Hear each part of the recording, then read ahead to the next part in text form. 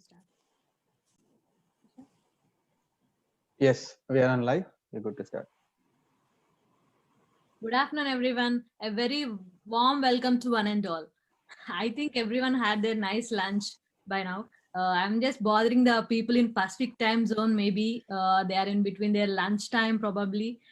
So I again welcome everyone to the Telangana American Telugu Association Electrical Vehicle Webinar session with Venkat Aekka garu, TTA Executive Committee National Coordinator. I also, it's my immense pleasure to welcome Dr. Paila Mallareddy garu, founder, former advisory chair, philanthropist, and entrepreneur. Mallareddy garu is the apex body of our organization. He provided a platform for all the Telugu people here in US. So he promotes Telangana culture. Fortunately, he could not attend the today's call due to prayer commitments. I'm very happy to welcome Dr. Vijaypal Reddy garu, Advisory Council Chair, and he also couldn't join the call, but he conveyed his blessings and he sent out a message for us. And I also welcome Dr. Harinath Polcherla garu, Advisory Council Co-Chair of Telangana American Telugu Association. Hopefully he'll join soon. Along with AC, I introduced Dynamic President Dr. Mohan Reddy Patlola garu, Head of Executive Committee and former AC member. And I request Mohan garu to join. I think he joined the call here. And coming to the Executive Committee, I'll introduce the young and dynamic President-elect Vamshi Reddy garu and Executive Vice President Suresh Venkana gari. And I invite Executive Director Venkat Gaddam garu, and I also like to welcome Treasurer Pavan Ravva garu and Joint Secretary Kavita Reddy garu, Joint Treasurer Harinder Talapalli garu, and International Vice President Navin Goli garu from Seattle, and Media and Communications Director L. Narsimha Reddy Dondireddy garu. And I also welcome Ethics and Committee Coordinator Madhavi Solleti garu. And I also welcome our past President Bharat Madadi garu. Thanks for joining the session, Andy.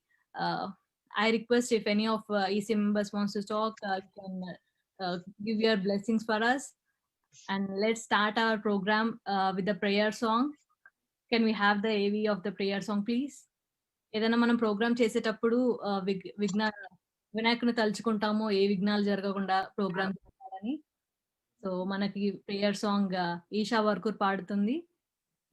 गणनायकाय गणदैवताय गणाध्यक्षाय धीमहि गुणशरीराय गुणमण्डिताय गुणेशानाय धीमहि गुणातीताय गुणाधीशाय गुणप्रविष्टाय धीमहि एकदन्ताय वक्रतुण्डाय गौरीतनयाय धीमहि गजेशानाय भालचन्द्राय श्रीगणेशाय धीमहि एकदन्ताय वक्रतुण्डाय गौरीतनयाय धीमहि गजेशानाय भालचन्द्राय श्रीगणेशाय धीमहि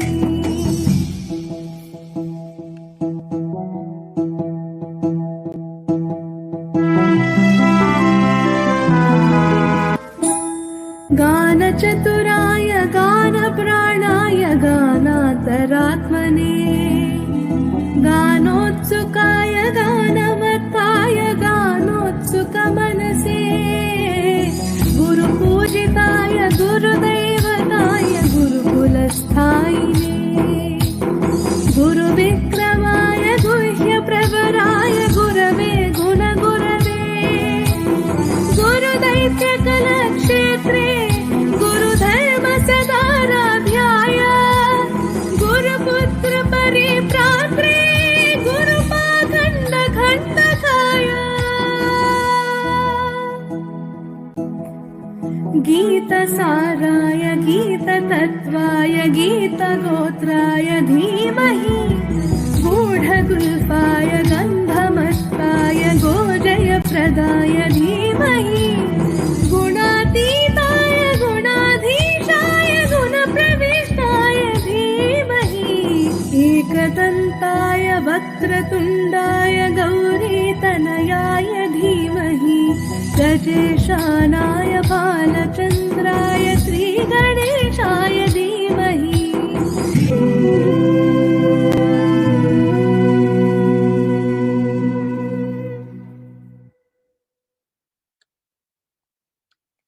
Wow, such a pleasant voice. Chala baga paadindi Isha Varkud, and thanks so much for the lovely song and your time, Isha. Thank you so much. And I also welcome BODs, RVPs, RCs, and standing committee members. On behalf of TTA, I welcome you all. I thank you once again, and we'll get started soon. This program, we're thinking from long time, but it's been now here today to have the session.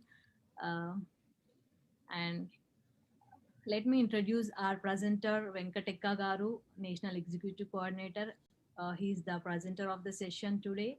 Today we are gonna cover a lot of topics on let me tell you, we have like $7,500 federal tax credits for new all electric vehicle and plug-in hybrid vehicles, and future battery technologies, solid state batteries, battery swapping and all.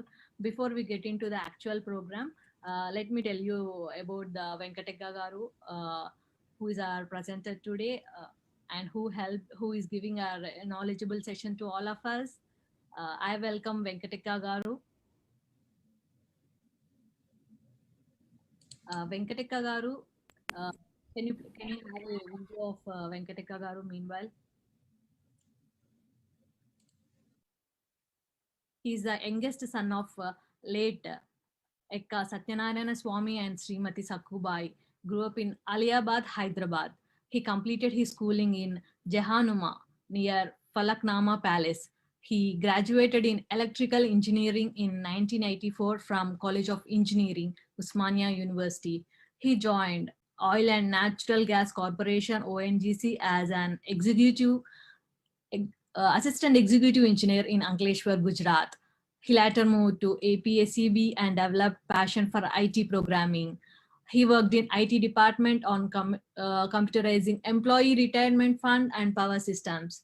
Uh, he later on took leave from APSP to pursue masters at Wayne State University, Detroit. Later on, he married to Vasudha Garu and also blessed with two children, Apurva and Anurag.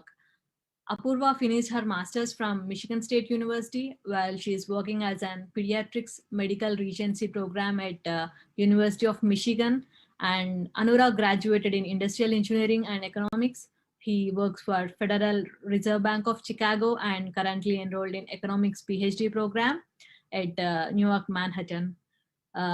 Coming to Venkat Aekka Garu, after his master's, Venkat Aekka Garu joined Ford Motor Company in 1993. For the last 26 years, Venkat Aekka worked for the Ford Motor Company in different capacities. Currently, he's an IT manager responsible for connected vehicle program for global markets. He specializes himself in connected vehicle and product development systems and has extensive experience in programming, database design and operations, PLM and cloud computing. His software patent in the field of product development is at the late stage of approvals. Not only this, outside work life, he was instrumental in encouraging many newcomers to the US and helped many relatives or friends in finding jobs.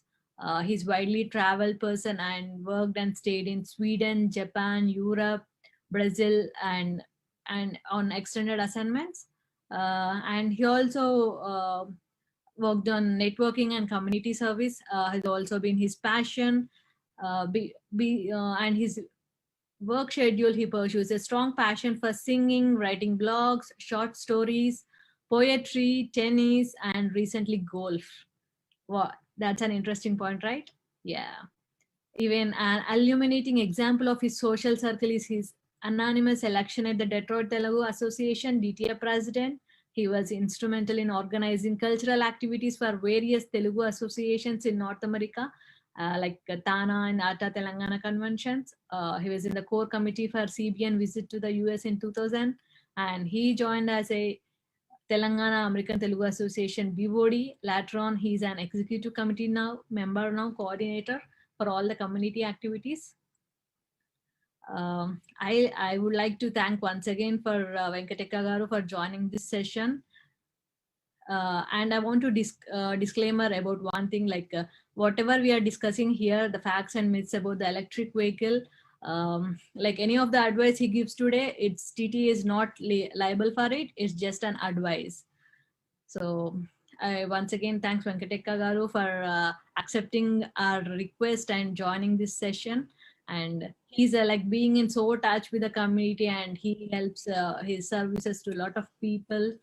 So it's all yours. Thank you. Thank you, Deepthi, for the wonderful introduction. Sorry, I cut you off. Did I cut you off? You can finish up, Deepthi. Like we are, what are the points we are going? If you have any questions, please do message in the Zoom chat or in the YouTube chat, so that at the end of the session, we can clear your questions. And we got some questions in the Google Forms also that will cover up after the session. Yeah. So basically, I too also have a lot of myths and misconceptions about the electrical vehicle. I'll get to know by your session. Thank you, Deepthi. Wonderful introduction. I think you made me a celebrity, which I'm not. But I really thank TTA for giving me this opportunity to kind of share my learnings. I'm also a learner in this technology. And I spent some time for everybody of us to know together what electrical vehicle is about. And I'm lucky to be working in the same area for last, I would say, 8 years.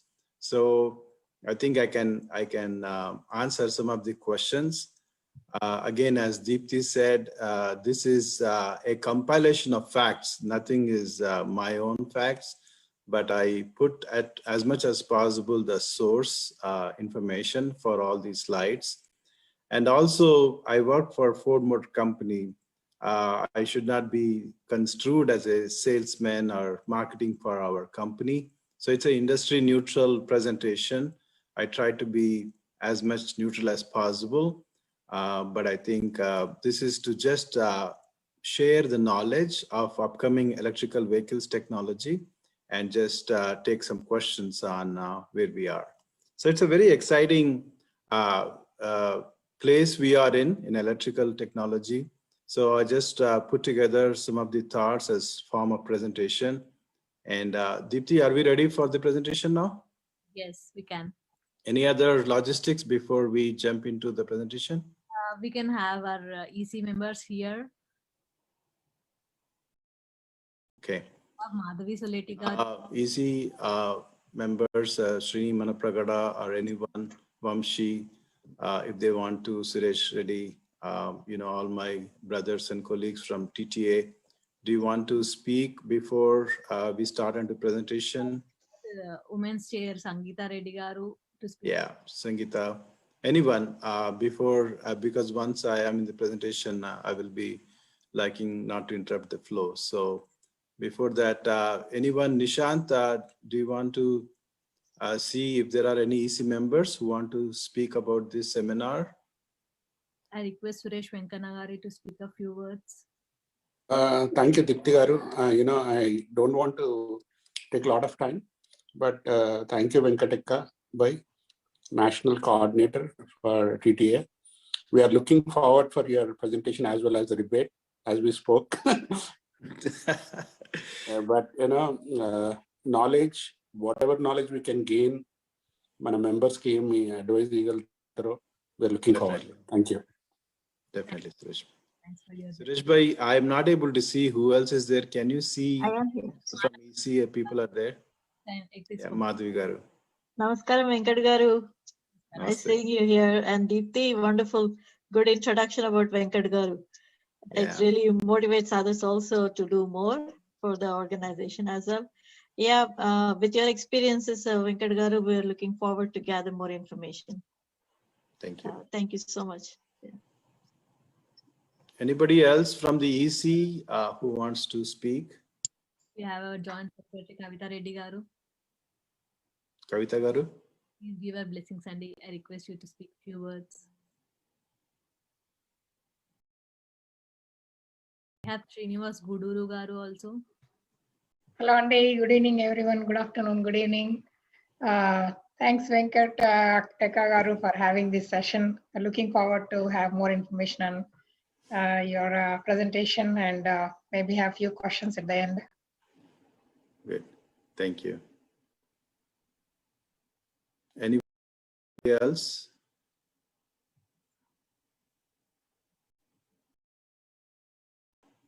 Do you see anyone else, EC members on the line?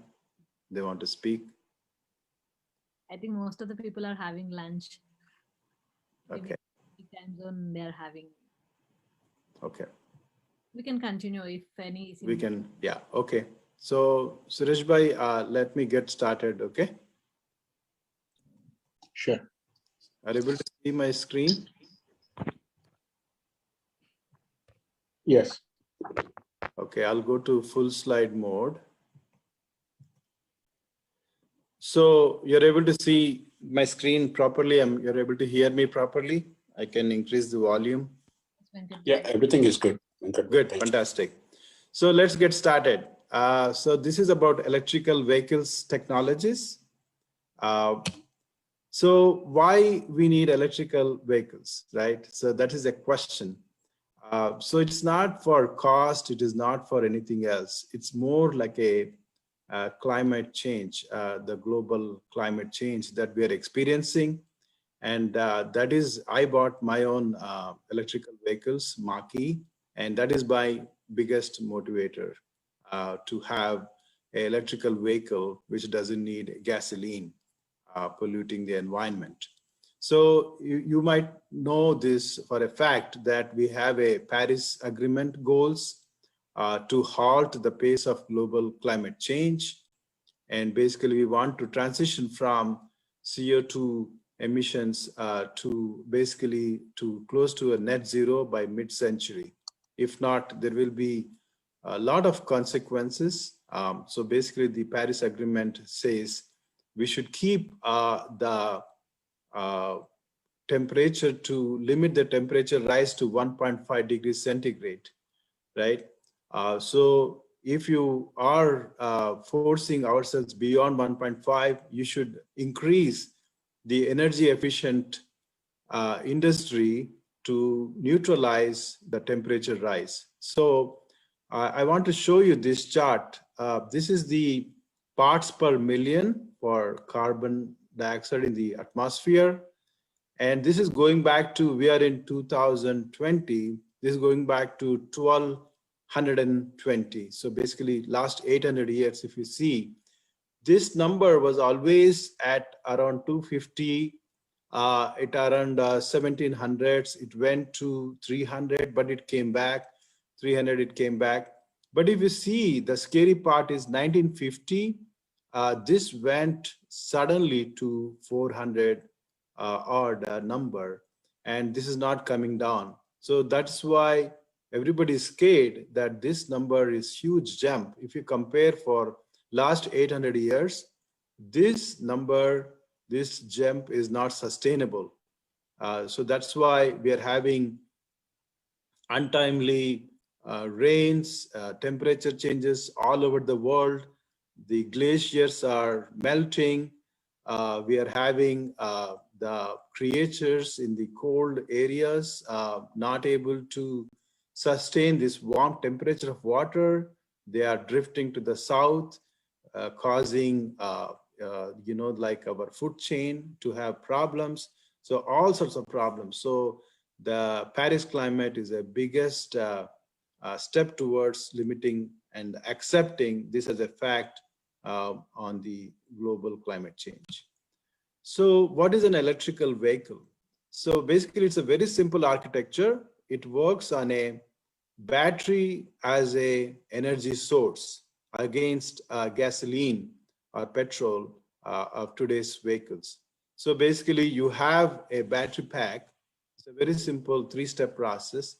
The battery pack has the DC energy, the DC current stored in the battery pack as chemical due to a chemical process, we can separate the energy into positive and negative electrodes. And once we want to draw the current, we just draw the current just like any other source, but we convert them from DC to AC by a combination, by a system called inverter. This is a commonly used system to convert a DC to AC because AC motors are better for running vehicles. So this is the induction motor, which is a just like any motor in a agriculture pump or elevator. You have all sorts of motors, and this is a very old technology. So this is a very simple architecture. But if you look closely into what is there in the battery pack, it consists of 7,000 lithium ion cells. So each cell is a unit by itself. So the challenge comes to keep them together, packed with a coolant, and also we have a coolant to put them everything together. So this is the challenge for this battery, but we have 7,000 cells together packed, and it typically goes under the seat of a vehicle. Then we also have a newer technology. This is like 2000 onwards. We have something called regenerative braking. Previously, braking was heating up the brake drums and heating up the car. So the kinetic energy was converted to thermal energy, which is not of good use. So they figured it out. They can use this kinetic energy to, again, recharge the battery, which can give you more mileage. So if you see Toyota Prius, Fusion, so these are all some of the early vehicles which offered this. And if you are familiar with miles per gallon, which is a measure for any vehicle, how many miles will it go per gallon of gasoline? We used to be around 20s, lower 20s. And because of this regenerative braking, we moved this number to around 40s. So basically, if you go and buy a Prius or Toyota Prius or a Fusion hybrid from Ford Motor Company, it will give you something in the city, 44 miles per gallon. So the unique thing about this is if you are in highway, since you don't brake that often, the highway mileage is less than the city mileage. So that is something very unique about regenerative braking. So in city, you get more mileage versus in highways. Any questions so far? Are you able to hear me properly, Deepti? My voice and PowerPoint? Yes, Venkat Garu, it was very clear, and we are getting a lot of questions in the chat box too. Okay. I'll take that. First, let me go through this. So this is a high-level diagram for a vehicle. Inside, if you see, you have the battery all below the seats. That is the biggest one. Then you don't have a big transmission or engine. It's a battery here. And basically, you are having a charger right at the left mirror, the side mirror that we have in the passenger side. Below that, usually a battery charging cable that goes in. And basically, you have this battery all over underneath the seat. The only thing is the electrical vehicle is equally weighted. Like the weight of an electrical vehicle is equal to a ICE vehicle, which is internal combustion engine, what we call the regular gas vehicle, because this battery itself is like half a ton. So it is a very heavy portion of the vehicle. So we don't have any advantage of electrical vehicles getting lighter compared to gas vehicles. So they are equally heavy than regular gas vehicles. Venkat, very quick question. Yes. You said it's under the passenger or in the driver side, the batteries? Batteries in the rear, like a rear seat, horizontal. Oh, okay. I don't think it is under driver side. Usually the rear seat, underneath the whole rear seat, there is a battery. Okay. Got it. Okay. Sorry, I thought driver side. So this is a slide, I like it a lot. This compares a 3-cylinder gas engine, number of parts, to an electrical vehicle motor, right? So all these upper parts are gone in an electrical vehicle. So if you see, these are all familiar, the cylinder heads, the powertrain parts, you have pistons, you have valves. So if I count these parts, there are around 2,000 parts in a electrical, in a gas vehicle. All these parts are replaced by 200 parts. So that's why it is very easy to maintain electrical vehicles. And if you can see, these are all the moving parts. So imagine the number of maintenance that you would require if you have so many moving parts and so many of them. So every part can be worn out, they have to be replaced. So that's why you run to mechanics with gas vehicles very often compared to electrical vehicles. So this is a very good chart. There are 2,000 parts in a engine and transmission, powertrain, but in an electrical vehicle, I was told it's around 200 parts. Now, why electrical vehicles are a hit now, right? So electrical vehicle platform is 90% efficient. So basically, compared to gas vehicle, if you take the potency of a 1 gallon of gas, we use 35% of that gas energy, the energy in the gas, to drive the vehicle. Rest everything is lost in the transmission, conversion from one heat energy to, basically chemical energy to heat energy to mechanical energy. Everything is lost. So 65% of our energy is lost in just conversion. That's why electrical vehicles are more efficient, because we can use 90% of the energy to drive a vehicle, electrical vehicle. We don't need gears. We don't need, torque is instantaneously available. And that's why EV vehicles are very quick. And we don't have to go for oil changes. That's the biggest thing, right? Once we are used to go to oil change, the whole business of oil change will be removed, will go away with electrical vehicles. They are safe because center of gravity is very low. They will not have a rollover problem. And they don't have an flammable tank of fuel. If you have somebody should go mute. I think somebody is talking. So flammable tank of fuel is basically, if you have 15 gallons, if you catch fire, the whole vehicle will go into fire. So, this problem, this risk is not there in electrical vehicles. So roughly, how much does it cost to fuel an electrical vehicle by charging? So it is roughly half the cost. And I will show you some numbers of my vehicle, the real numbers, but even it is less than half in my case. But if you go to solar, like in the picture right here, if you go to solar roof, then what we are doing is we are completely no emissions, right? Because we are taking the sun energy, converting into the fuel of your vehicle. So we are very, very, very climate friendly. This is where everybody should aim, that they don't draw any power from the grid.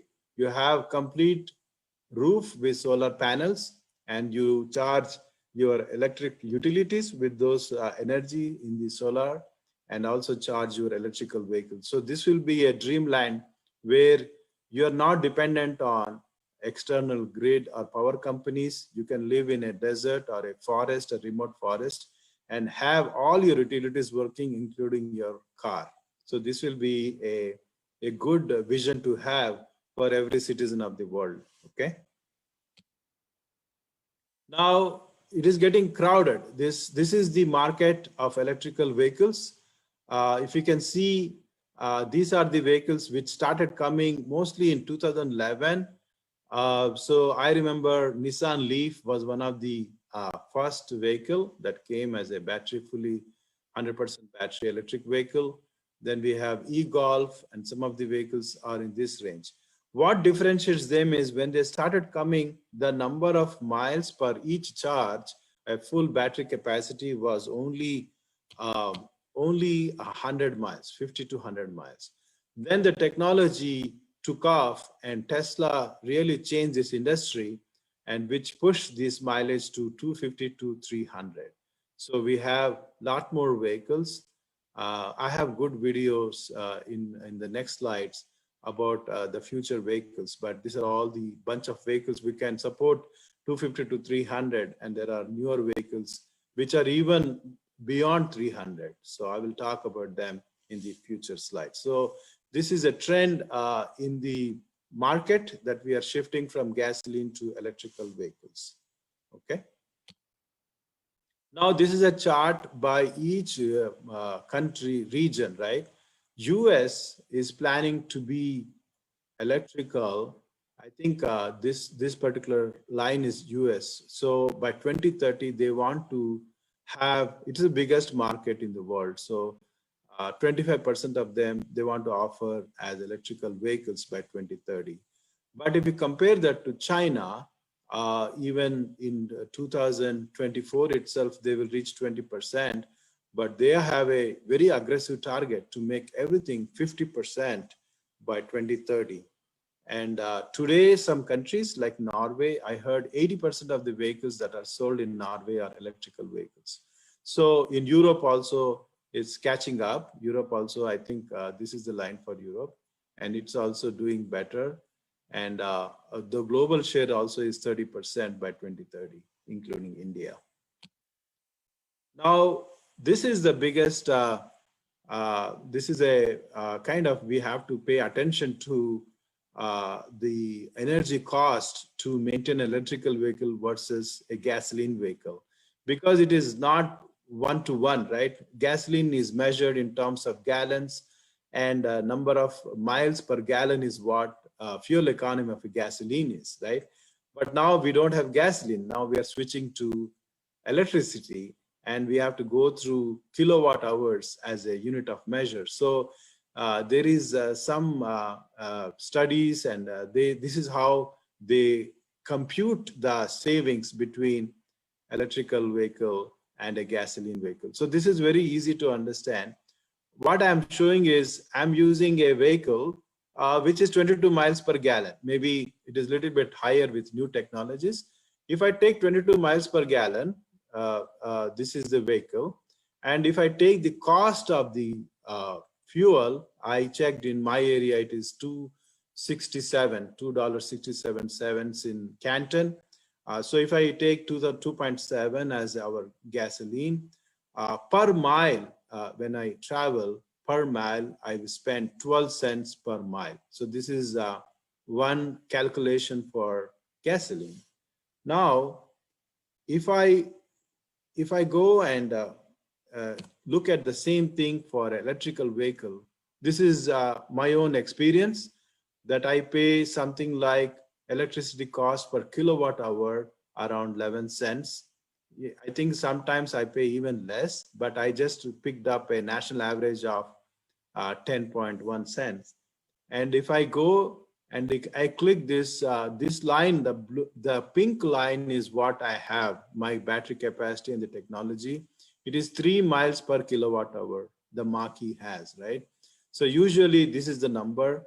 Some vehicles are even better. They give 4 miles per kilowatt hour, but this is the older versions of electrical vehicles. But right now, all our vehicles are, if you burn 1 unit of electricity, one unit, which is 1 kilowatt hour, you'll get 3 miles. That is a rough ratio, right? So if I take my electricity charges of 10 cents per unit, and if my vehicle is giving 3 miles per unit per kilowatt hour, I will be spending somewhere around 3.5 cents per mile, right?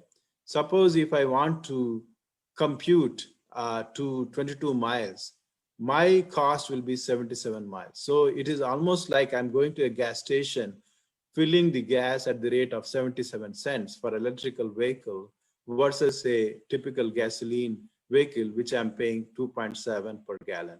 So I know this is hard to understand in the first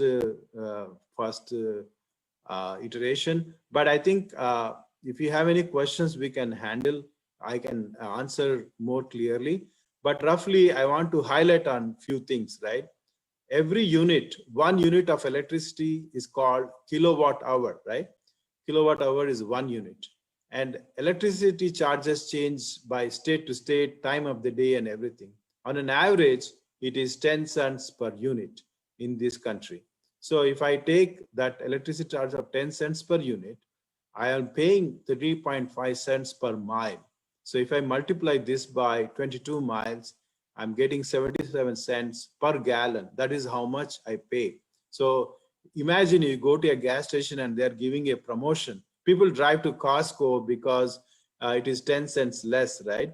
But imagine you are giving a promotion of 77 cents per gallon. That's how appealing electrical vehicle technology is. This is how much you pay for a electrical vehicle gasoline charges versus a regular gasoline. Any questions on this slide? This is a very important slide which will differentiate why we want to promote electrical vehicles and why people are buying electrical vehicles.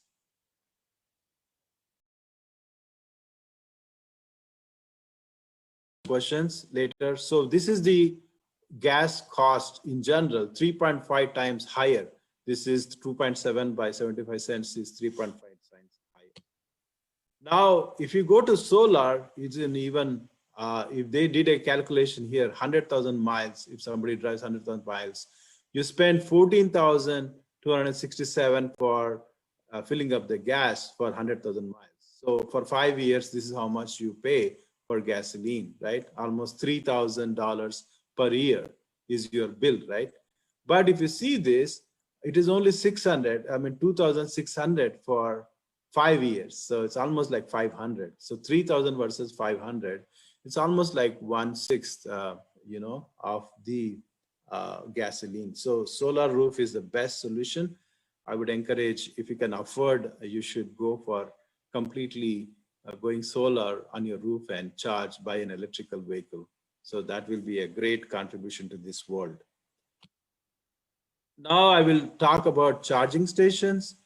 If you don't have a level 2, there are 3 types of chargers, right? Level 1 charger, level 2 chargers, and DC fast chargers.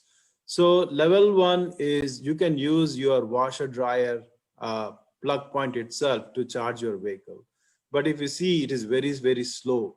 The range is for 1 hour, it will charge 3 to 5 miles, right? So if you have 11-volt chargers, and if you're not traveling a lot, this is okay. Maybe 10 hours, it will give you 50 miles. If your commute to work is 30 miles, then you're okay every day using without any level 2 charger. But I installed level 2 charger, which is by charge point. And basically what it does is it will reduce my charging, increase my charging from 1.9 to something like 7 kilowatts. So that means it is almost like 4 times faster, 3 times faster than a regular, washer dryer plug point. So this will give you 20 miles per hour. So basically, if you charge for 10 hours, you will get something like 200 miles of charge per each night, of charging. Then if you run out of gas, or if you are on a freeway, you're going from here to New York, you cannot come back to home to charge, right? So they have something called DC fast chargers, and they charge 80%, which is almost like 240 miles within half an hour. So you get a coffee, you go and take a break for half an hour, your vehicle will be charged for 250 miles, then you can go to the next point and reach your destination. So this is everywhere. I'll show you some chart where these chargers are, and this is what is required when you buy an electrical vehicle. Now, I have this home charger. So this is what the charger I experienced last night. I have this promotion from DTE, our utility company. And what it does is it will give you a promotion when you use in the night. The 12:15 a.m., I charged my vehicle, and 8 o'clock, it completely charged to 100%. So it added in my quota 195 miles last night so that I can go to the. So are you able to hear properly? Deepti? Yes. Okay. Yes. Yes, Venkat bhai. Good work so far. Very good. So again, if you see electrical vehicles, it is not new. A lot of people say it's new technology. It is not. So these are some of the commercials from 1912. So this lady is getting into an electrical vehicle in 1912 itself. And this is an advertisement in one of the newspapers saying that this vehicle is for sale, go and buy it, right? So the lady is getting into this luxury electrical vehicle. We used to have cabs in Manhattan, which are driven by electrical vehicles. So these are all 1900 technologies. And this lady bought an electrical vehicle and she's charging her electrical vehicle just like we are charging today. So it's not an old technology. It's really, really surprising to see that the technology was there, but I will tell you why it did not take off. What happened was the range was only 40 miles that time. So after World War I, when we started expanding these road networks between Chicago and New York and Texas and all those places, people were hesitant to drive electrical vehicles because it will go only 40 miles. After that, you have to come back for charging. So that was the one that killed electrical vehicles. With new battery technologies and bigger, longer ranges and charging points that we have on freeways, it is taking off again from 2010 onwards. But I want to show that this is not at all a new technology. It was there in 1900s. Also that the petroleum lobbies killed the electrical vehicles, Venkat bhai? Yeah, that could be true. Who was asking this question? Guru. Guru, yeah. Yes, you're right. You're right. They wanted to promote gasoline vehicles and automotive companies like Ford Motor. Now, there is a challenge. It's not easy.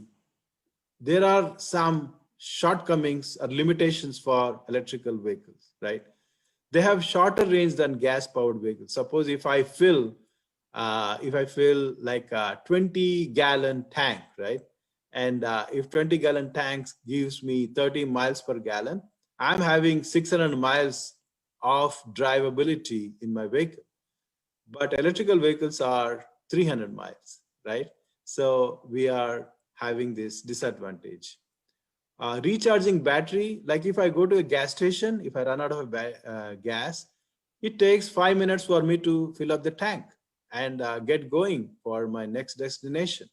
But if the battery is down, you have to wait for half an hour to come back to 80% of the charge. So again, you have to find the right DC fast charging place. You have to plan in such a way that you exactly go to that point, because you cannot find DC fast charging like gas stations today, at least not today, right? They are usually more expensive. So if a comparative Mustang on the road is like 30,000 or 28,000, this Mustang that I bought is something around 50,000, right? So with rebates, it comes to 43,000, but definitely it is more expensive, almost like 30% more expensive than a gasoline vehicle. So that's another limitation for new customers to buy electric vehicles. It's sometimes very difficult to find a charging station. If you see this pictorial, he ran out of gas and he has a can, and AAA he can call and they will take care of this. What happens? Electrical vehicle is stuck in a desert like this. What happens with that? So there is a term called range anxiety. Range anxiety is a fear that you always are in a fear that, oh, I have to charge my vehicle. I will run out of this charge. I'll be stranded on a freeway. You know, it will be a cold winter and there is a snowstorm. I'm running out of battery. You know, what do I do? So that is the fear that you have, right? So we have to attack or address this issue. So I'll give my example. My daughter lives in Chicago. I'm in Detroit. So now if I want to go to Chicago, Chicago is like 260, 270 miles from Detroit. So my range is completely around 270, but it will, depending upon temperature of the day, it will be like 230 or even 200. So I'll be short by 60 miles to reach my daughter's place.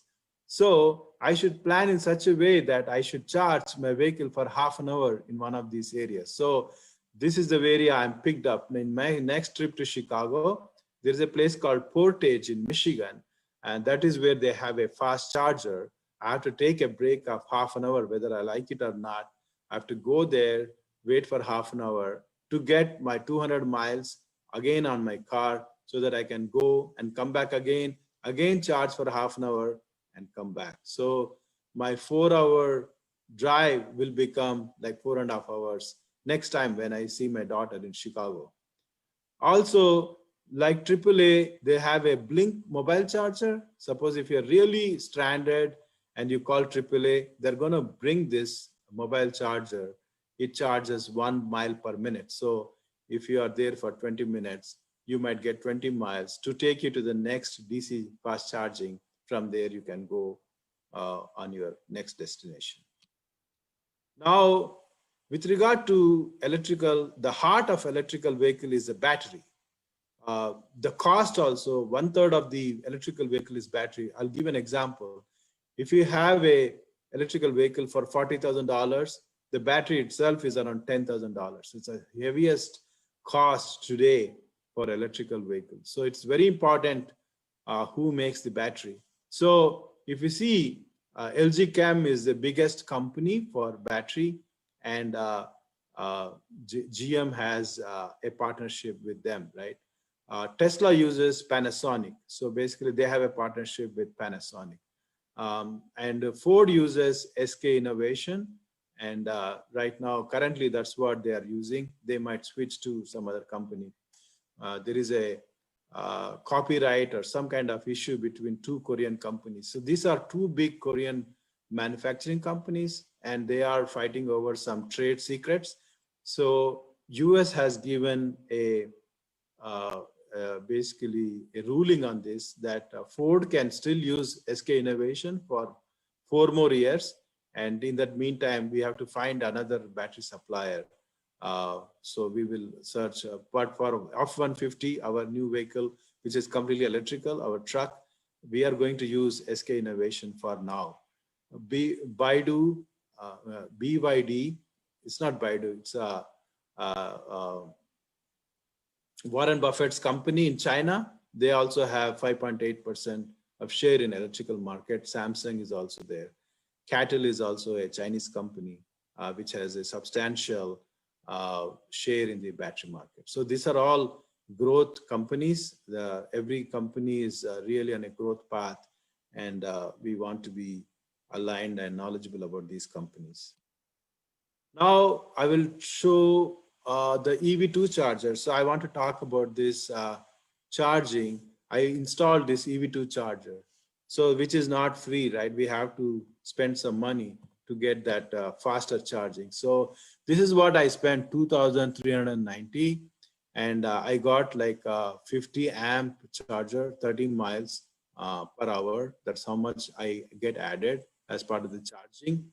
And these are all the costs from the invoice I got from the electrical installation company. And there is a $500 rebate from our local utility company, DTE, for this charger. So my cost is somewhere around $1,800 for this charger, but it will help me charge faster. Now there is a tax credit of, federal tax credit of $7,500 for electrical vehicles if you buy, not for lease, but you have to buy, and it's a very substantial. And I think our president has renewed this tax credit again. It is applicable even today.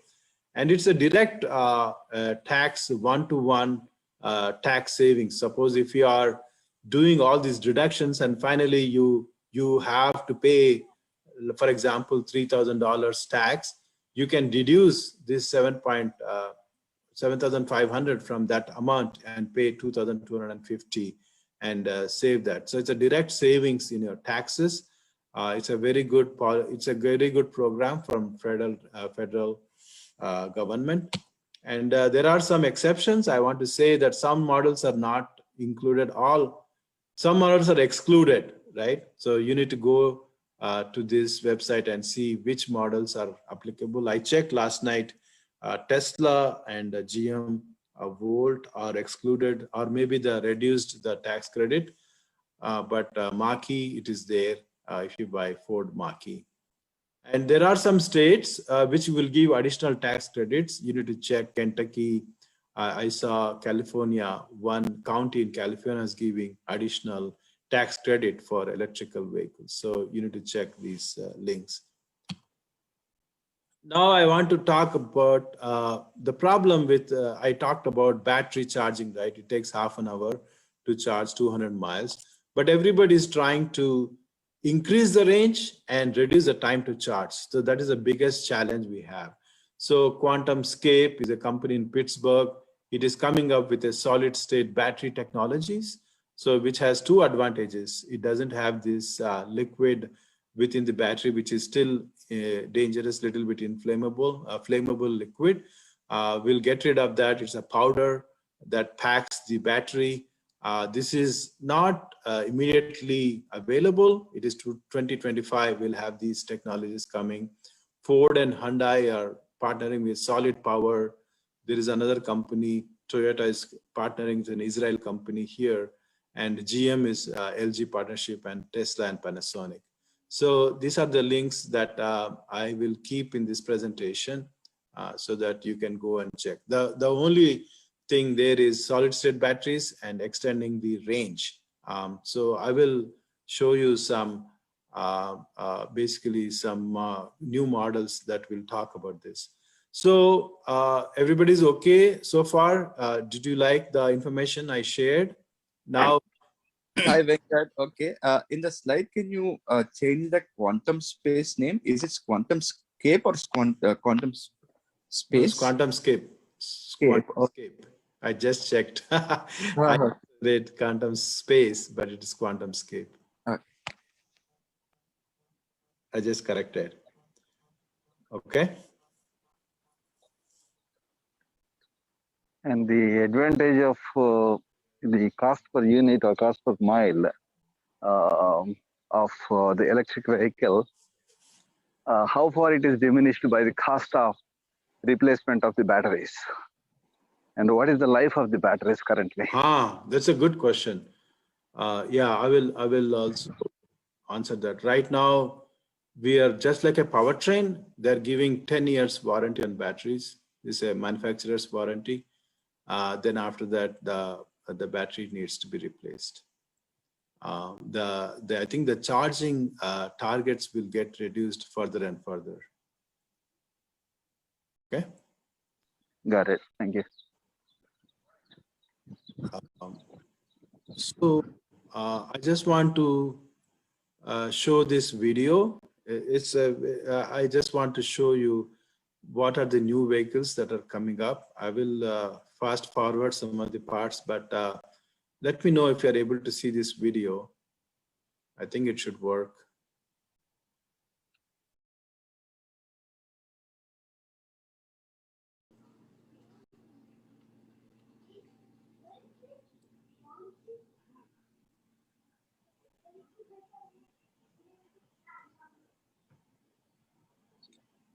So is the video started? We are not able to see it. Maybe the window needs to be present. Oh, the window? Okay, okay. I will present the window. Sorry. I will share the. Are you able to see this? Yes, Sandeep. Are you able to see this? You can see. Yeah, Venkat.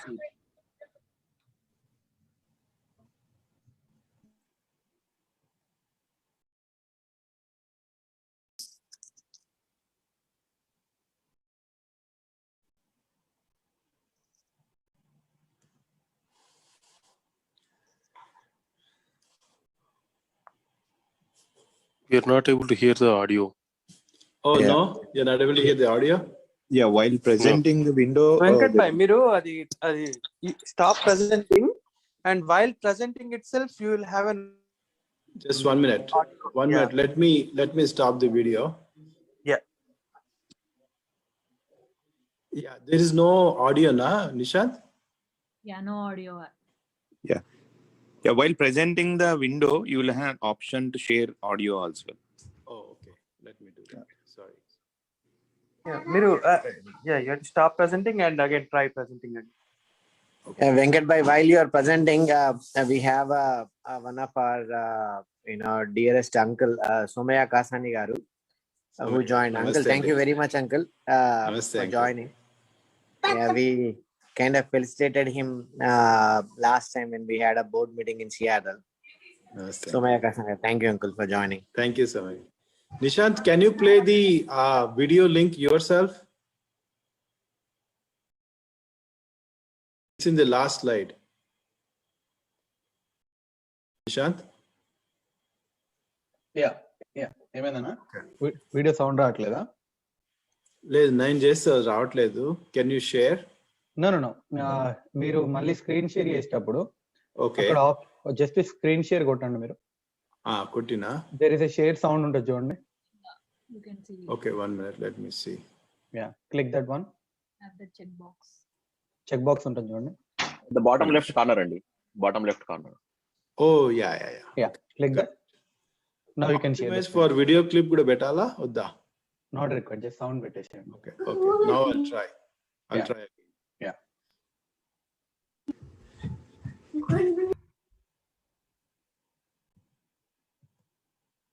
Just 1 minute.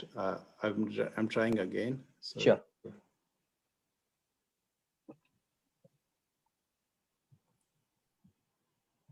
First, let me go to the video.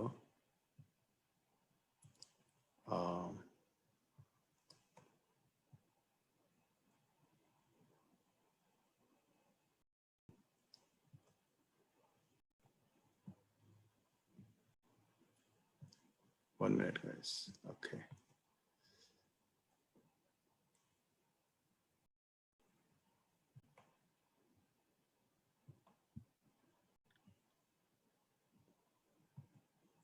So now I'm sharing. Thanks to Curology for sponsoring today's video. Yeah, we can hear. Watch the Super Bowl. Yeah, good. Thank you. You can play now. Full screen. I can play now. You may have noticed electric vehicles. This seems to confirm what I and many others have been saying for a while, which is that 2021 is truly the year of the EV, or Bitcoin, one or the other.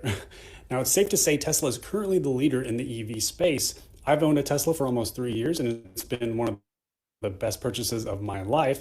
But even though Teslas are superior in many ways, they aren't the only option when it comes to choosing a good electric vehicle. And the more EVs that come out, the more competition there is, the better it is for us, the consumers. Now, there are some exciting new EVs coming to the market this year, so let's go over my top 10 electric vehicles that I'm looking forward to the most in 2021. Now, this list is sorted by price from the most affordable to the most expensive. Kicking off this list is the Chevy Bolt, which is a small hatchback that starts around $32,000 and should hit the market in mid-2021. Now, the Bolt has been around for a while and has always been fairly mediocre in my eyes when compared to something like a Tesla Model 3 because up until now, they've been around the same price range. I was never a big fan of the looks and performance of the Bolt, but the new Bolt has been redesigned and also comes in a new variant called the Bolt EUV, which stands for Electric Utility Vehicle and is considered to be a crossover SUV and has more space than the regular Bolt, as well as a slightly different exterior style. The thing that excites me the most about the new Chevy Bolt and the Bolt EUV are the low prices. The new Bolt is actually $5,500 cheaper than the previous year's model, and the new Bolt EUV starts around $34,000. And if the new Green Act bill passes, it could give GM a $7,000 tax credit for 400,000 more electric vehicles, which could potentially make the Bolt and Bolt EUV start around $25,000 and $27,000 respectively. That would be an insane deal.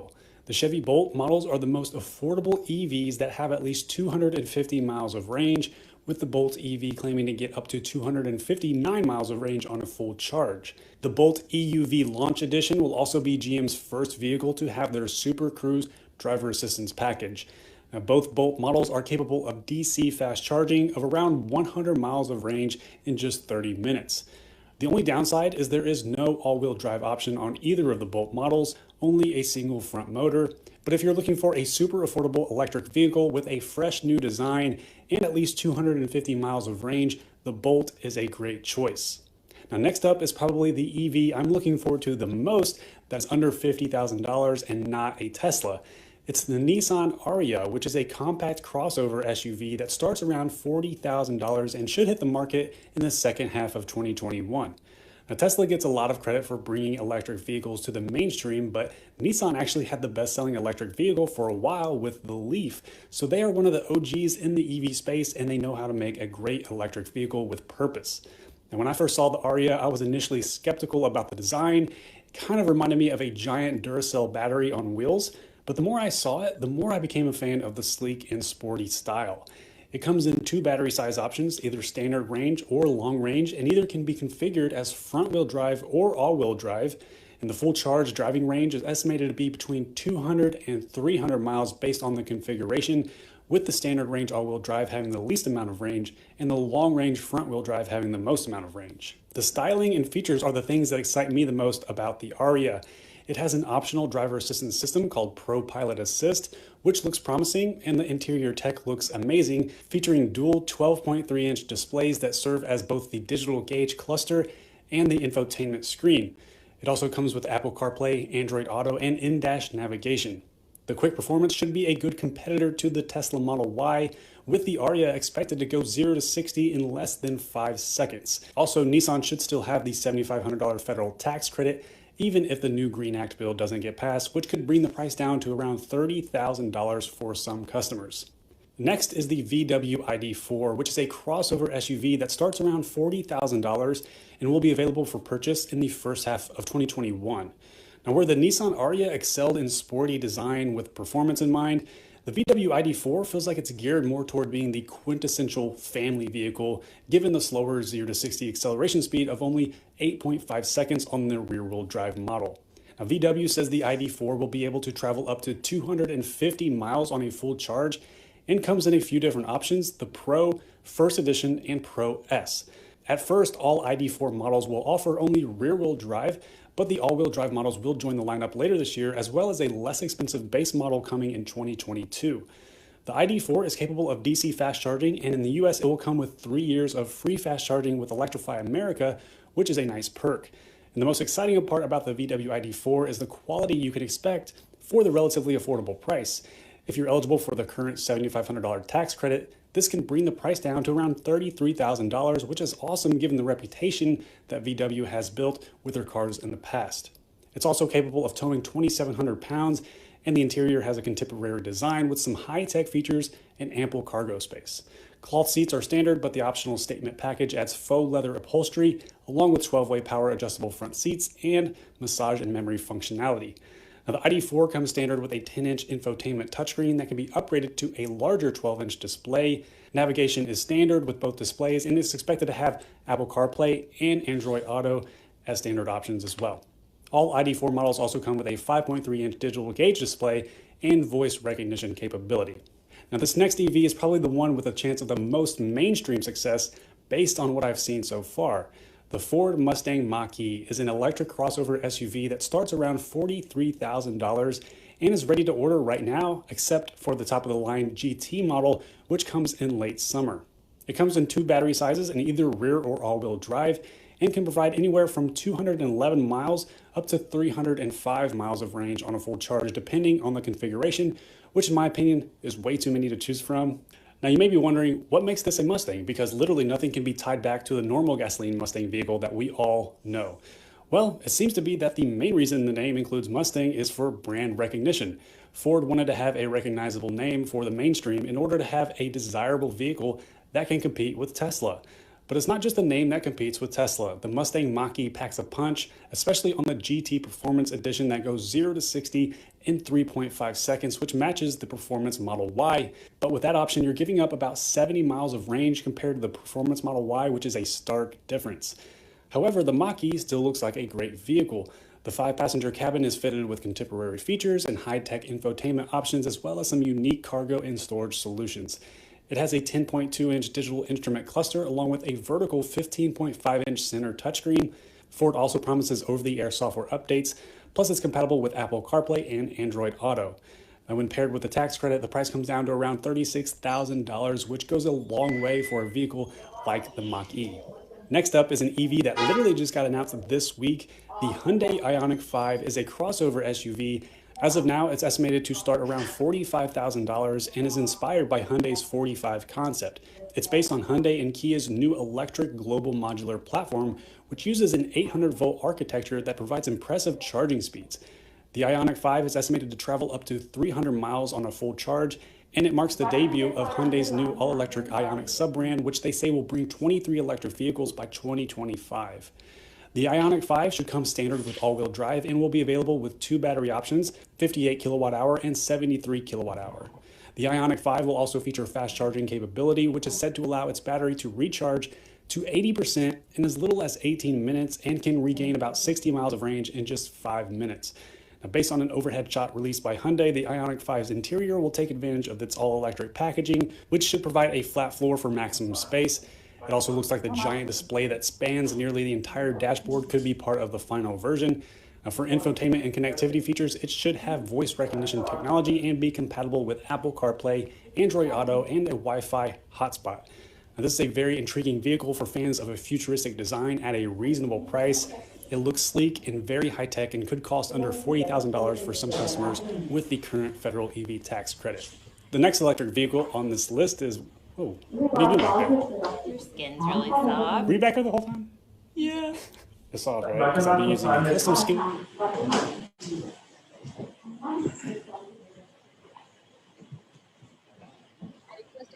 Just let me stop the video.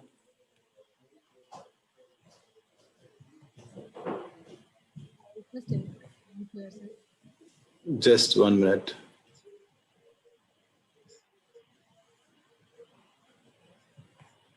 Just 1 minute. Okay. So he's running a commercial. So that is. I think it's a good video. Hello. Hello. Are you able to hear me?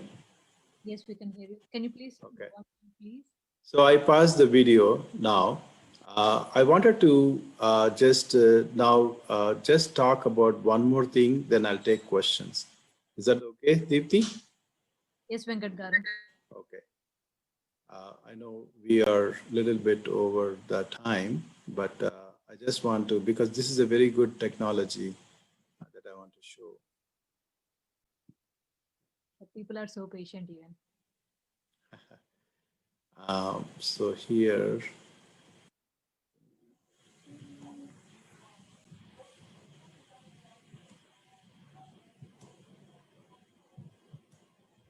just 1 minute, I will share the audio. Where's my screen? 1 minute.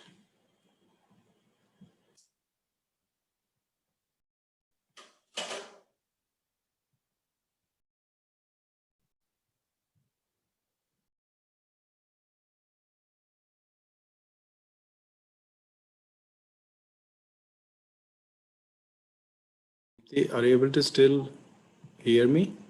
Yes, we can. Just 1 minute. I want to go to the screen because there are too many screens open. 1 minute. Give me 1 minute.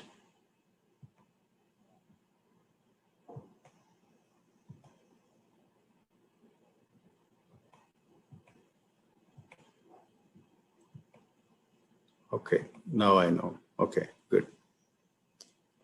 So I have to play that video. It is from here. Hate the sound also. Yep.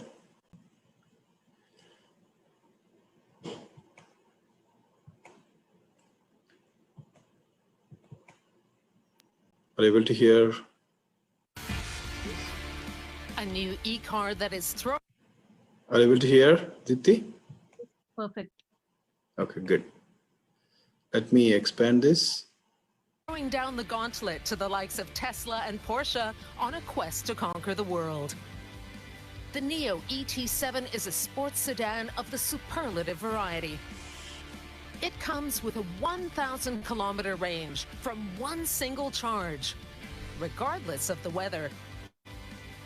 It's also accompanied by a world-first battery swapping system. Packed with 648 horsepower, it makes the dash to 100 kilometers per hour in 3.9 seconds. Neo's visionary CEO has grand plans for the ET7. It's a second living room with cutting-edge technology. And a big factor in those plans is a combination of digital tech, artificial intelligence, and a committed community. I like the futuristic aspect and the design. It's a leading global brand in electric vehicles. We hope to launch in Europe as So, I'll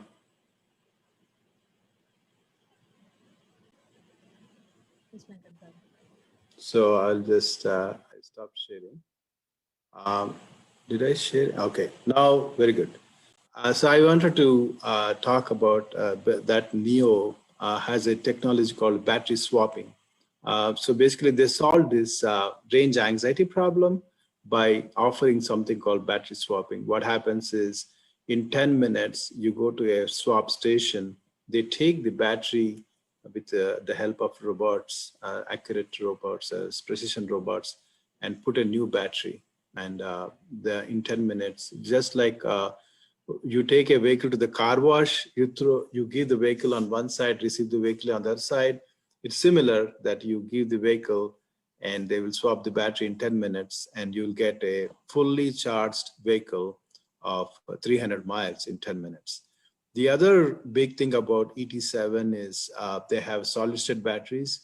And while all the vehicles till now is around 300 miles per charge, as I said, Tesla, Ford, GM, and everybody's around that figure. Tesla might be 30 miles more, but ET7 offers 600 miles. So basically it's double the charge. I just translate that to Indian kilometers, like 1,000+ kilometers that you can go from Hyderabad to Vizag on one charge and come back, basically after charging in Vizag. So it's that powerful. You don't have to worry about electrical charging. So I wanted to show you that, and it is coming next year in January.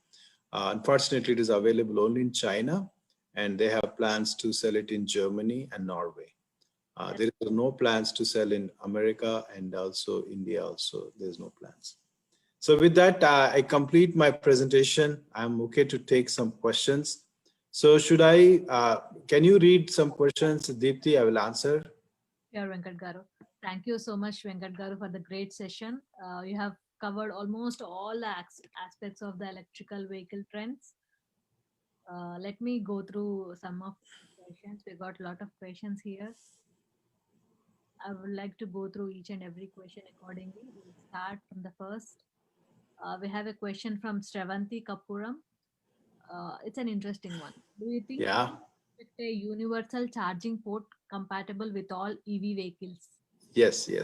So I can answer this question. There is a port called CCS, Combined Charging System, which can charge all the vehicles except for Tesla. Even Tesla have an adapter for that CCS, and that is the latest right now. And basically, you can also vice versa. You can take a Ford vehicle to a Tesla charger and put an adapter. So basically, the answer is yes. They're all interoperable. Okay. Yeah, got you. So I'm also going through, like you, Sravanti.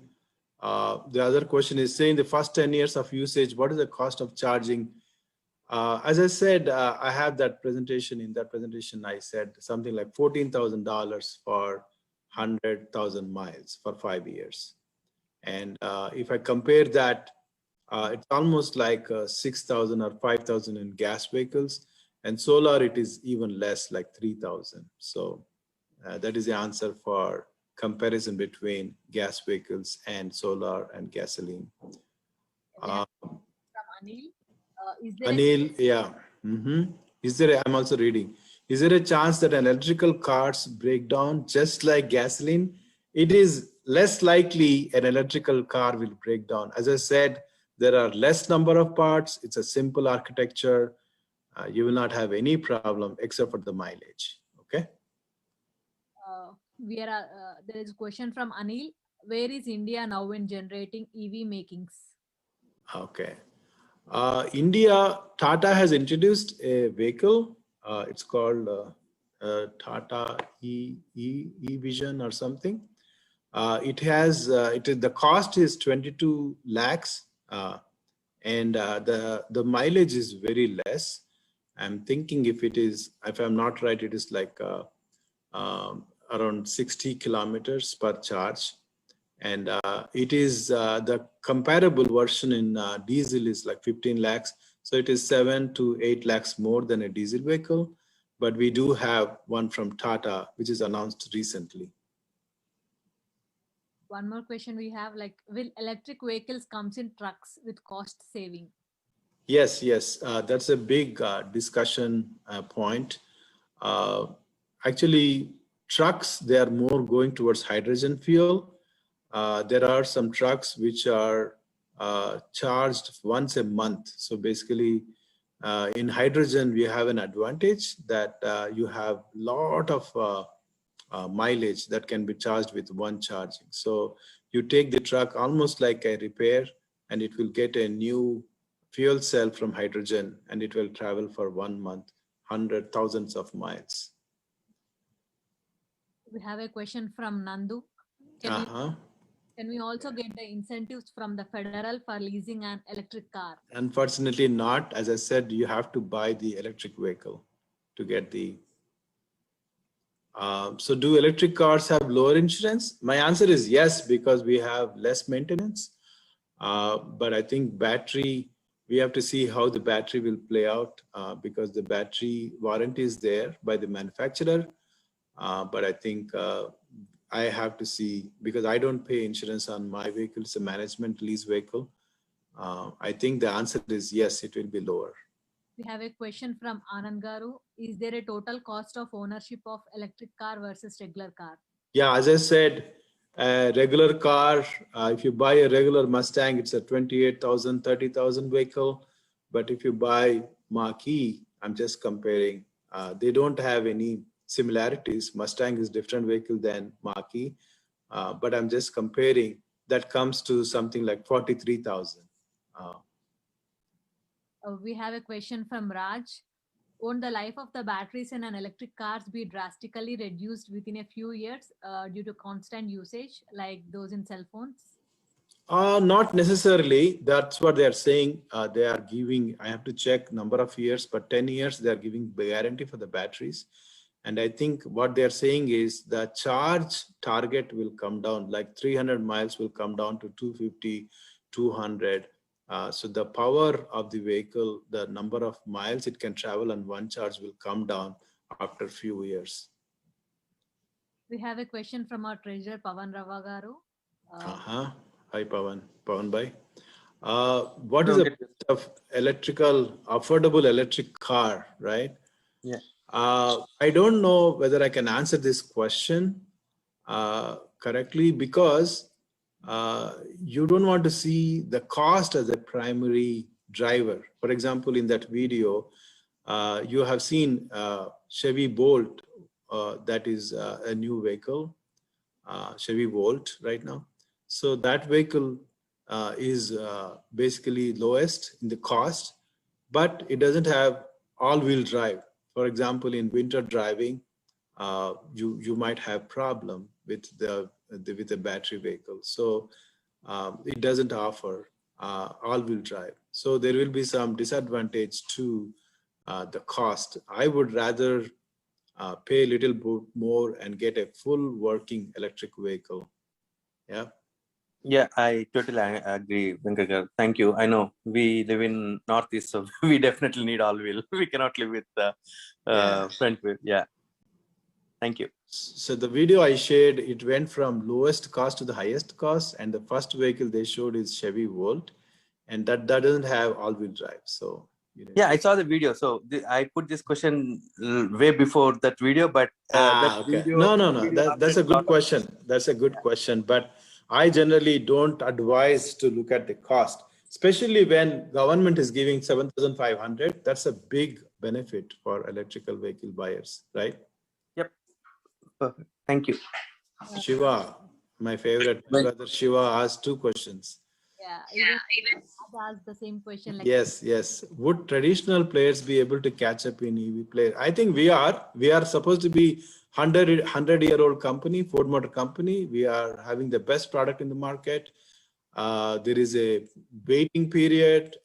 It is sold as we produced. The Mach-E is a big hit, and it is also getting into the market of Tesla. If you see Tesla's numbers, already will come down after the introduction of Mach-E. So it is definitely possible if you do the right product. If you name top 2 EV companies that dominate EV industry next 10-15 years, who would that be? It's a tough question. Everybody wants to be in this space, so I don't think I can answer. Today, Tesla is top, but we don't know whether it will remain at that spot. Everybody has, like for example, Ford has made $29 billion investment. GM has made substantial investment, like $30 billion into EV space. So Volkswagen almost did a April Fool's joke to change the company name from Volkswagen to Volkswagen. Then they recalled it. So there's a lot of transition that is going on into electrical engineering. Okay, thank you. No? I have one question from Vani Garu, our cultural co-chair. To take advantage. Hello, Vani Garu. Hello. Yeah, this is a good question. So what it is saying is, as I said in my vehicle charging experience, I charged last night from 12:15 a.m. to morning 8 a.m. And that is the lowest price that I get. So basically you'll be surprised, 4.4 cents per unit. I put in the chart 10 cents. So what I'm getting is 4.4, almost like a solar energy rate without investing in solar. So it is, there are software like Ford offers FordPass software where you can change the timings of charging based on your promotion from electricity. You can just say that you charge from 11 p.m. to 9 a.m. So it will charge only at that time. So even if you come at 7 p.m., it won't charge until 11 p.m. Unless you want to go desperately and you don't have miles on the vehicle, you change the setting to the normal charge. But if you are having enough charge for the next day or immediately, if you want to go a quick trip to groceries in the night, that's fine. But I would recommend everybody to take advantage of the local electricity dynamic pricing, which starts mostly at 11 p.m. Off-peak rates. Okay. We have a question from Kavita Reddy, our Joint Secretary. Do we have battery swapping stations on US highways? Yes. I showed you the PowerPoint on way to Chicago. There are many charging stations, DC fast charging stations. I picked one in Portage, Michigan. Yeah. Venkat bhai. Thousands of them are there. Yep. Yeah, this is Venkat Gaddam. Venkat bhai. Venkat bhai. Yeah, nice session, man. Really, I like the information. Thank you. I have one quick question. Like, what do you suggest? Like, charging the battery, is it recommended to charge fully every time, or we have to charge according to our usage? So that's a good question, Venkat bhai. What happens is, if you charge on DC fast chargers too many times, battery will lose its capacity to retain energy. So all DC chargers, they will have the software to charge only till 80%. They won't charge it to 100%.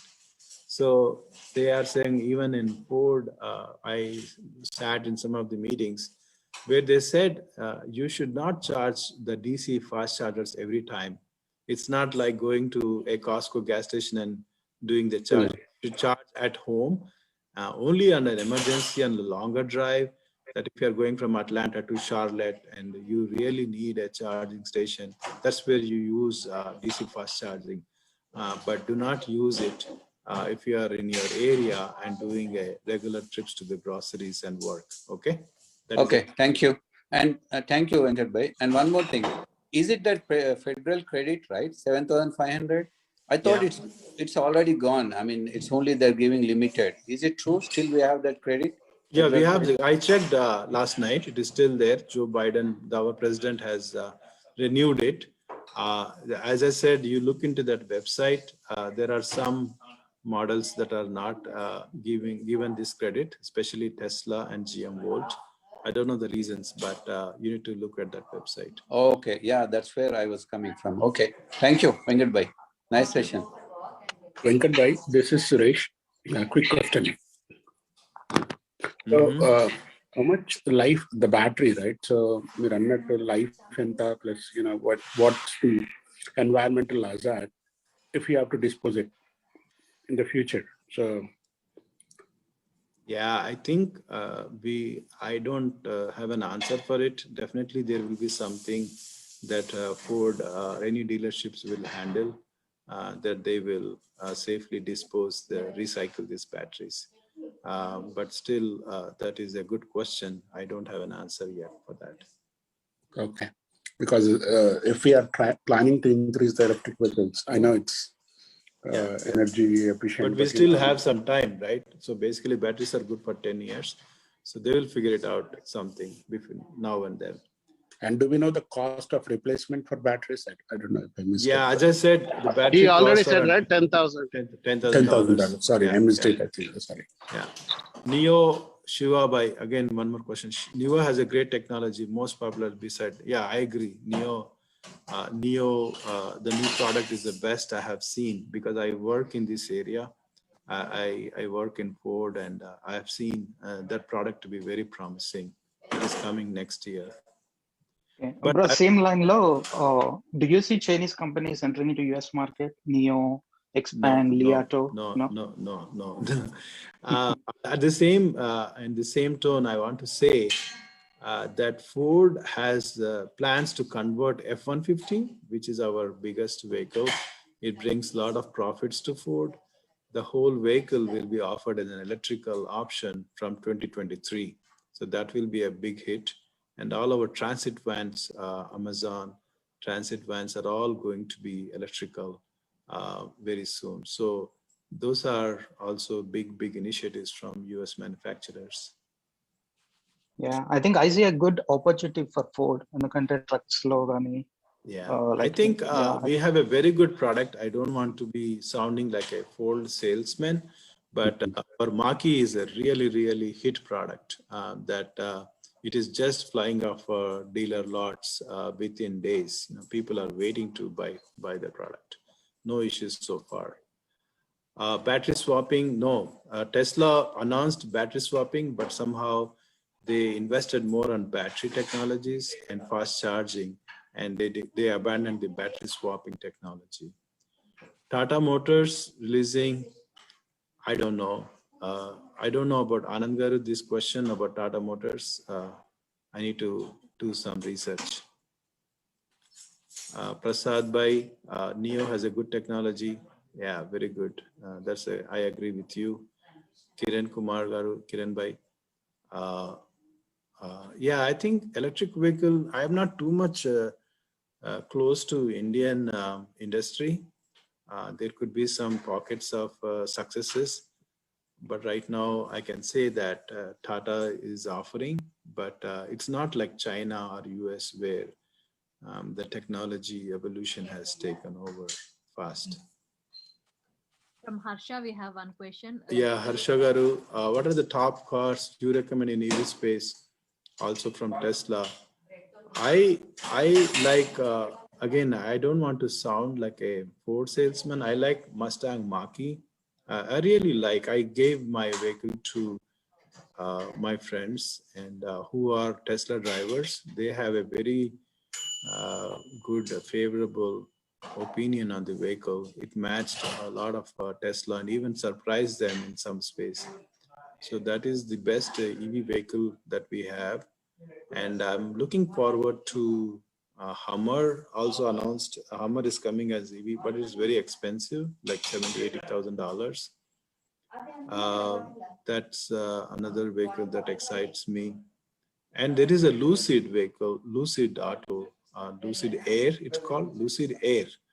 And it's a pretty interesting, if you see the videos of Lucid company, it's very interesting, but they are very expensive, like $120K. Porsche has a fantastic vehicle. Porsche has a vehicle for $140K, but the biggest thing is it can charge in 22 minutes, 300 miles, just 22 minutes. They have a special technology to reduce the charging time, and number of miles also is very high. So this is a question I liked. I think somebody asked, we are living in a rented house. I think we can have only fast charging option in that case. I don't agree with that, because if you see in a rented house, if you even plug for an outside garage, if there is a plug point, you can plug your regular adapter, 120 volts, and have it charge, as I said, 5 miles, 3 miles per hour. So it will charge like 30 miles overnight, right? So basically on weekends, you can charge the whole day and night. So you should be able to get by. If you really run out of some charging options, you can go to DC fast charger now and then, but living in an apartment should not be an impediment for you, okay? Difference between Ford and Tesla, I think I talked about this.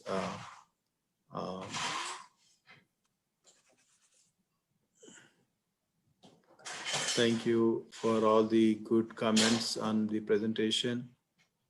Oh, good, Krishna Vankaneni garu, that's good. He also agrees with my assessment on Mach-E.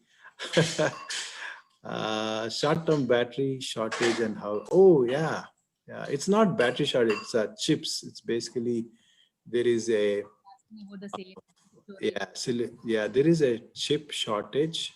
Basically it's a 5 nanometer wafer that is manufactured in mostly Korea and Taiwan.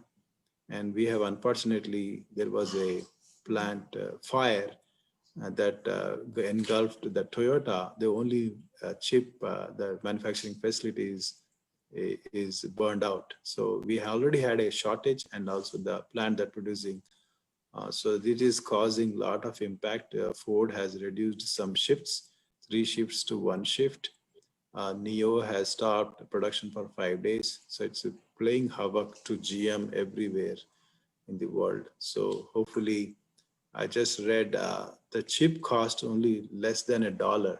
So the irony of it is you have a less than $1 part holding up the whole plants. So it's a really logistics and supply chain problem that we have, unforeseen. So next time they should be careful about that. You are saying that there is an article. Yep. So I talked about Lucid. I think we are done with the questions, right? We do have some questions on YouTube too. Oh, can you read out? I'm not able to see. Sure, definitely. We have a question from Divakar Garu, like how long do electrical cars last? Like I'm using Lexus 350, no issues more than 14 years. Yeah, I think that's about a good time, no? 10 to 14 years. Yeah. And we have a question from Narendra Reddy Yarava Garu. What is the lifetime of battery, and is capacity reduces over a period of time similar to other batteries? Yeah, I answered this question. If you do too much of DC fast charging, the life will go down. And usually they say 10 years is a good time. after that, your battery needs some kind of maintenance. I'm not clear on what it is. Okay. Yeah, Harsha, he's asking like just to reconfirm, Tesla will not have federal tax credit anymore. No, actually, maybe it is applicable to some models, but you need to go to that website and look at it. I don't want to say, give a wrong information, but I just saw on the website some models are excluded for tax credit. I don't know why. Yeah, we have a question from Sai Charan. To take advantage, is it allowed to sell the EV car once I receive my federal refund? Yeah, you can sell, but the buyer will not get the credit. Yeah. Raj is asking like one question, like if you are in rental apartments, about installation. What is that, Dipti? Can you repeat the question? He stays in rental apartment. It seems like, is it good idea to buy plug-in hybrid? Yeah, it is good. So yeah, plug-in. Let me answer, Naveen bhai. Yes. Yeah, sure. I just want to answer. Plug-in hybrid is the best solution for a person who is in an apartment, because you can use plug-in. You can plug in the battery, because again, plug-in battery hybrid battery is not like a fully 100% BEVs. Their range is only limited, something like 50-60 miles, not like 300 miles. But you use battery as much as possible. Then if there is an emergency, you can switch to regular gas vehicles. Rinda is saying that tax credit is for first 200K cars sold only. Is looking to give tax credit for an additional 400K cars. Yeah, I don't know all these numbers, but you need to check the website. I think the best thing is you need to go to the federal credit website and say that I'm buying this particular car in this state, and it will tell whether you get discount or not, the credit or not. One question from Anand. Can I put an application that has my plug on it and that accepts my payment method? Yeah, that's basically if you have Apple Pay. I tried my vehicle to a store, and I just tried. I charged for 1 hour, and it deducted from my credit card. Yeah, it is possible. Yeah, Rishi Singh is asking about the kilowatt hour, how much it is needed. Basically, our vehicles, Ford is, my vehicle is 88 kilowatt hour vehicle. So 88, usually you'll have 100 kilowatt hours, 90 to 100. But there is nothing minimum, right? So basically the number of kilowatt hours you have, the number of miles it will give. So suppose if you buy very low range, then you have to charge more often. We have one question. EV cars are preferred because we want to reduce CO2 emissions, right? What are the top contributors of CO2 emissions? Does gasoline cars? What is that? What is that, Deepthi? Electric vehicle cars are preferred because they emit, they reduce the carbon dioxide emissions, right? So what are the top 3 contributors of carbon dioxide emissions? That's a good question. 40% of carbon dioxide in the atmosphere is caused by vehicles on the road, 40%. Suppose if you help by switching to electric vehicle, your share of that 40% is reduced and neutralized. So it's a very substantial contribution to the global climate problem.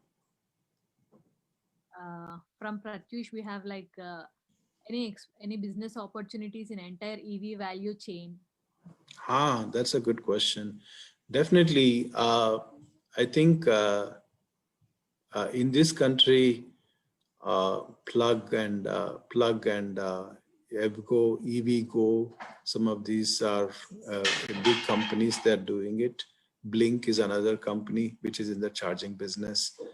Battery manufacturing business are by big battery manufacturers, LG and every other company, Panasonic.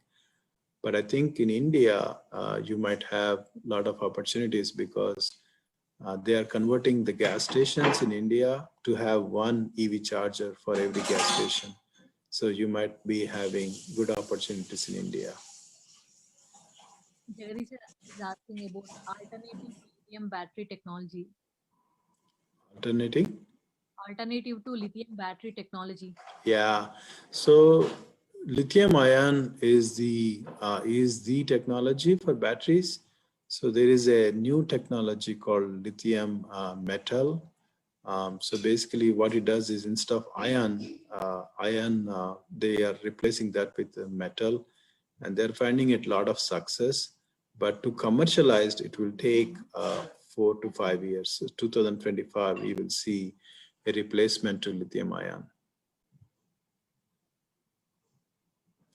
We have a question from Jyoti, like what are the major implications of multiple industries, countries, and society at large on electrical vehicles? Implications are basically it is a citizenship, what a citizen's role, and basically your mentality to reduce the carbon footprint. So there's nothing regulation, nobody's asking you to buy. It is basically looking at the global climate change. And I have shown you the chart where it went from 200 to 400 from 1950 onwards. And last 800 years, it has been around 200. So there is a reason why it went up. And it's all can be attributed to vehicles.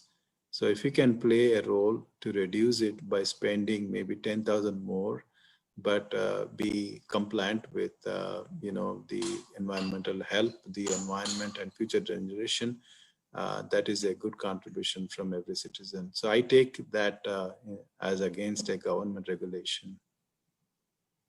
We have a question from Krishna. Is the full autopilot is safe? Up to how extent we can trust it? Yeah, I didn't want to get into autonomous vehicles in this presentation. So maybe my next presentation, I want to talk about autonomous vehicles. So basically, I'll give you a very quick overview. Tesla has something called autopilot, and Ford has something called Copilot 360. Copilot is getting released in November of this year. Tesla already released. So basically, autopilot is hands-free kind of driving, but you have to be alert to take the vehicle. It's not like there are 5 levels of autonomous vehicle technology. So all these things fall under level 4. Level 5 is you don't even have a steering wheel. So basically you can sit and chat and the vehicle will take you to wherever you want. So there is no steering wheel. That is level 5. So we are all in level 4 area. Level 4 means that you still need to be alert and take over the steering wheel when required. But if you see autopilot, the acceleration, the pedal, the energy you give to the vehicle, it is still your responsibility.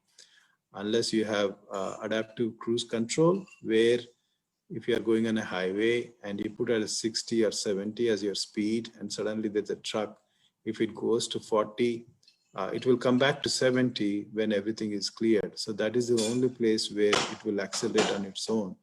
But on a traffic light, on a signal light, you have to give the pedal. So it is your responsibility to give the acceleration. Even you take anything, Tesla or Ford, that is what the level of automation or autonomous vehicle technology we have today on the streets, and it's level 4. We have one question. How can traffic jams affect the range of a vehicle? Actually, electrical vehicle is better with that because we don't have idling. Basically, we have less moving parts when idling, and we need to check. But of course, the climate. Suppose if it's a cold temperature and you are stuck in a traffic jam, you need to keep the vehicle warm. So the vehicle will use some of its battery energy to keep yourself warm. But since there are less moving parts, you might be better with EV technology. Yeah, one last question we have. How often do we have to take EV cars? And what are the average cost compared to gasoline car? I think it's answered pretty well. It's very, very less. Actually, in one of the charts I showed, the maintenance, there's no oil change. There is no replacement of parts. 2000 parts went down to 200 parts. So that means 90% of the parts are gone. So you don't have to replace these parts. You don't have a oil change. You don't have coolant and diesel exhaust fluid and all those things that come with a ICE engines. So you don't have any of those things. So it's a great vehicle with no maintenance. Pretty much most of these businesses will be impacted by electrical vehicle technologies. I have a question from Navya. Is there any difference in between the insurance quote for an electric vehicle and a gas vehicle? Yeah, I think I'm not familiar with the insurance, but I think it should be lower. But it could be higher also because electric vehicle is expensive. So if there is a total or if there's a battery issue, they have to replace a costly part.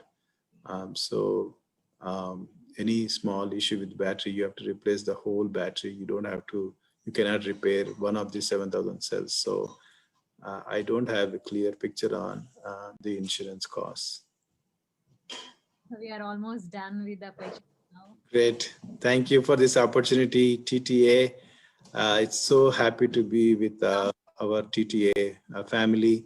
I hope this helped a lot of people, at least our friends, getting educated on electrical vehicles technology. Deepti, I want to thank you especially for working so hard behind the covers for this presentation and this session. I really, really thank you. And we are blessed to have you in Detroit. So Detroit is vibrant after Deepti moved to Detroit. Thank you so much, Venkat Garu, for patiently answering all the questions. Hope everyone find the answers well by now. You have almost covered all the answers. Yeah. Thank you, Andy. I just wanted to add one point to my earlier thing, question about rental home and EV cars. Basically, I am a board member for a condo association, and we have certain rules that does not allow individuals to put in the EV in the carport.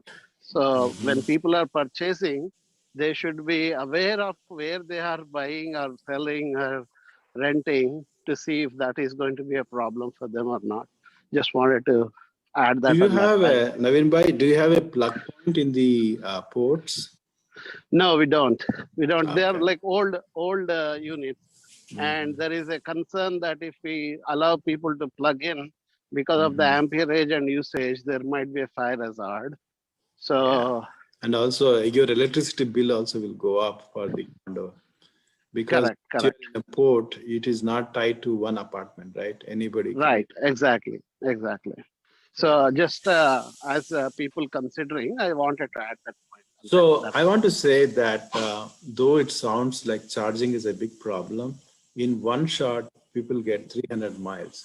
So it's like filling a half a tank of gas in Costco every week, you know. So it's not end of the, you know, basically there is a hope that even in an apartment, if you find a nearest charging station, just like today, how you go weekends to, I am using Costco a lot because I go to Costco.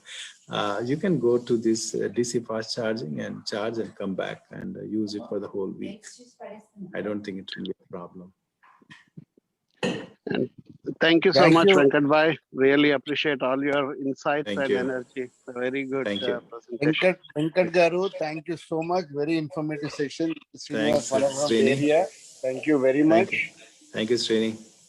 Thank you, Venkat Bhai. Thank you, Yeah. Deepti. I think amazing session from Detroit team. Keep rocking. Yeah, thanks. Thank you. Very nice presentation. Thank you, sir. Very good job. Thank you, Harshagar. Hey, I'm ready for my next SUV, electric SUV. Venkat. Yeah, buy Ford. Go Ford. I love my Ford Edge, and I think. No.